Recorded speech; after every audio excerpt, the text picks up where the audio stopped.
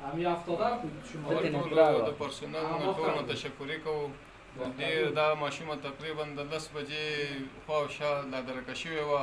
اوس دلته اطلاع ورکړې وه، دوی مونږ ته زنګ وواهه چې راشئ خپل ماشومه دې ویسئ.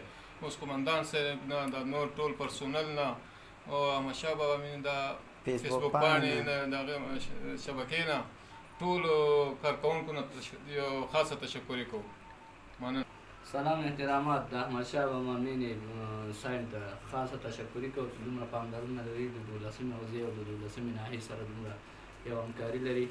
نو د دوستانو په کوشش باندې زموږ په خپل کوشش باندې دغه ماشوم هم راوست او خپل وارثینو ته هم تسلیم کړه.